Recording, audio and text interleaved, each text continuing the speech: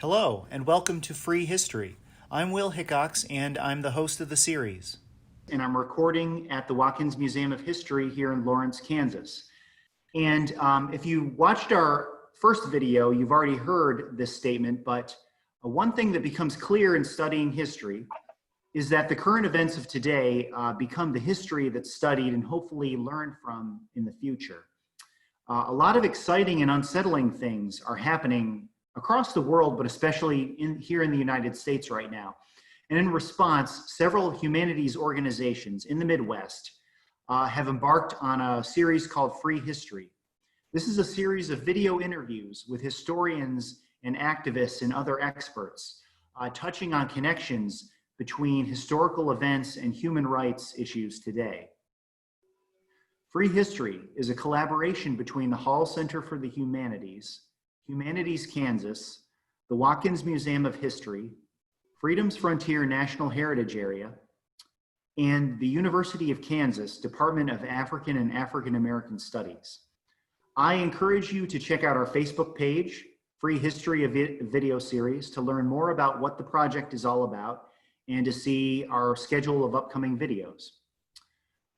For today's program, I'm very pleased to welcome Maria Boyd. Maria is a tribal partnership specialist for the US Census Bureau. And census data and the way it's collected are always vitally important, but in 2020, it's especially relevant and definitely so for underserved populations. So I'm very excited to welcome today's guests. Hello, Maria. Hi, thank you for having me. Our pleasure. Maria, I wonder if you could start us off by giving a little of your personal history and what attracted you to working in the Census Bureau and as a tribal partnership specialist? Sure, well, I am enrolled Menominee from Keshena, Wisconsin, and I got to Kansas by coming to school. I got my undergrad at Haskell and I got my master's at KU, and I continue to live here in Lawrence. It was hard to leave, I must admit. And I am still in Lawrence. I am currently the tribal partnership specialist for the state, so I navigate the relationships and the government-to-government relationships between tribes and the Census Bureau. What brought me here, honestly, was the data. I wanted to get into census because of the data. When I was in my undergrad, I actually used my tribal area. So my tribal area is the data source that Natives have access to. So it has information about our economies, jobs, education. It's super beneficial, and honestly, that's what brought me to census. Excellent. From the information you provided me earlier, there is a long and a convoluted history of getting American Indian populations counted in the US Census. And could you speak to why they were not included in the first census in 1790? And why it was not until 1900 that all American Indians were finally counted? So in the very first census in 1790, the Constitution directly states that Indians not taxed are not to be enumerated. The families of Indians who have renounced tribal rule and who under state or territory laws exercise the right of citizens are to be enumerated. So from jump, Native American people have not been counted, and we were not to be counted. And it wasn't until the 1957 treaty with Shawnee tribe that Native Americans were first counted. So that was here in Kansas. Kansas continues to make decennial history as our tribes currently rank in the top 13 in the Denver-Dallas region. So history goes quite far back with the Kansas and the census and the tribes here. Excellent. So what is the connection between, if there is a connection, between US citizenship and the census count, especially as it pertains to American Indians and Alaska Natives? So citizenship and the census count, it generally just reverts back to the Constitution. So in 1930 is when the implementation of blood quantum was put into the census. And there were actually two different census counts that took place, and it was clear that two different counts took place, but it wasn't necessarily written down. Nobody had any documentation that sure they were counted, but there were no Indians on anything. So the implementation of the blood quantum, basically, it was the vested interest that the government had. So they needed to determine how to allocate funds for these tribes. So if we don't have population data for that, I think that's what made, I suppose I shouldn't say I think, but ultimately we needed to know what the population was of tribal people to help facilitate programs, to help facilitate a community for Native American people to go back to. So the allocation of funding directly correlates to a census count, just like the COVID-19 allocation. Certainly. All right. What are the benefits for Americans and our communities of all types to making sure we're counted in the census? And if you want to speak particularly to American Indians, although I have a question about the 2020 census in particular, but in general, what are the benefits and why should we be concerned with the census?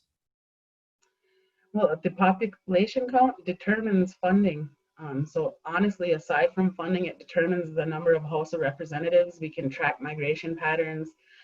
So the whole thing with just getting counted, honestly, it pertains mainly to funding allocation. So if we don't know how many people are within a population, then how can we identify what percentage of that funding pool is going to be allocated to this particular group? So the whole COVID-19 situation really put a strain on a lot of public health services, and emergency management teams are obviously hitting the ground in full force, and a lot of that funding is coming from and determined by the population count from 2010.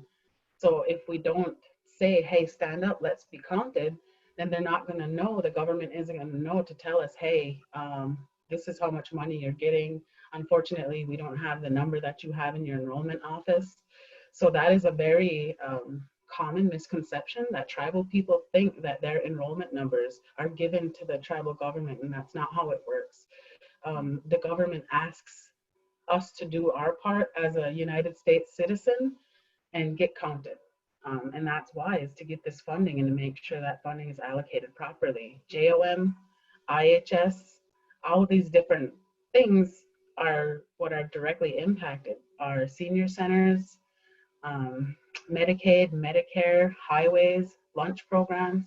So all of this stuff is directly impacted by participation and non-participation, frankly. I see. So I want to ask a question about the 2020 census in particular. Is this census, and you've already spoken to this a little bit, but is the 2020 census particularly important in any way for American Indian populations? I think it's important for everybody, particularly for American Indian populations. This is, yes, it is very important for all of us to get counted. I mean, not only justifying why we need our programs funded on reservation, but also we need to justify for the non-natives that have been enumerated since the beginning of, was it 1930? I believe it might have even honestly been sooner than that, that the general population was identified.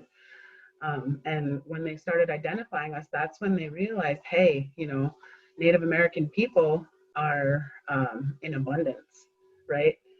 So once we identified that we were in abundance, then hey, can we provide for these people? You know, and ultimately living here in Lawrence, I got lucky. So I live in Douglas County, and because there's an IHS here in Douglas County, if I have to go to an emergency room, IHS is liable to cover my emergency room visit because I'm Native American. So because Haskell's here, that's how I got lucky being in Lawrence. So I am covered for healthcare, but unfortunately for some other Native Americans that don't live in Douglas County, somebody that just lives over in Wyandotte County, they go to the emergency room, unfortunately they have to pay out of pocket. And that's because they're not in Douglas County. You know, and a lot of this funding is determined by how many people are represented. That's why it's so important to get the census count done. We need to know how many Indians there are and where they are. That's really the basis of why it's so important for us. Right. I think a lot of us don't always think about how important just that raw data is. And it's not just trivia or it's not just statistics. It really matters in specific populations. Absolutely. Absolutely. Yeah. One final question for you, Maria. This video, from the moment that I posted this Facebook event, it was attracting a lot of attention. So this is an issue that a lot of people are interested in hearing about and reading about, I think. And what American Indian census data is available for public consumption and public use, and where can we find that information? There is one specific data source called My Tribal Area. So if you go into census.gov, just go under search bar and type that in there. It pulls up every single tribe all across the United States. It doesn't pertain to decennial data though. It pertains to the American Community Survey, which is a continuous survey that's done every single year. But it's more closely reflective to what our numbers look like, is what they say is compared to 2010. So that data is what I used when I was in school.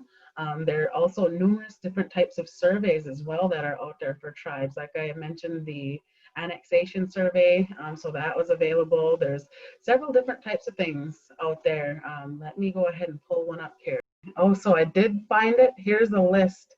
So in 2010, Census Bureau offered officials from federal and state recognized tribes and corporations the opportunity to review following geographic areas. So these databases were put in place, it looks like 9 of them. Alaska Native Village Statistical Areas, Alaska Native Regional Corporations, Oklahoma Tribal Statistical Area, Oklahoma Tribal Statistical Area Tribal Subdivision, Tribal Designated Statistical Areas, Tribal Census Tracts, Census Designated Places, State American Indian Reservations, and State Designated Tribal Statistical Areas. So those are just the GIS resources that are available. The data itself resources are going to be the My Tribal Area. And me as the tribal partner specialist, I got really lucky and I was able to locate the 2010 data for the entire state for every single Native American that was in the state. So I have access to that. And if anybody needs that, you can certainly reach out to me and I can get it over to you and you can see exactly what the numbers look like here in Kansas. And how would folks reach you, Maria, for that information? Well, my work number is actually 402-975-5764. And I do have an email address. You can reach me at maria.e.boyd@census2020.gov. And just shoot me an email if you want some information. If you want further information on tribal stuff, I have no problem at all providing that to anybody. Excellent. Well, this has been a fascinating conversation, and I really appreciate your willingness and your ability to be here today with us. And I think the work that you're doing has just an enormous impact in the communities that you serve, and therefore in the our greater community, not just here in Douglas County, but across this region. And I really appreciate it. And I think our viewers are really going to enjoy this video and appreciate the work that you're doing, Maria. Awesome. Well, I appreciate the time. Thank you so much for the invite. And you can shoot me an email if you need anything.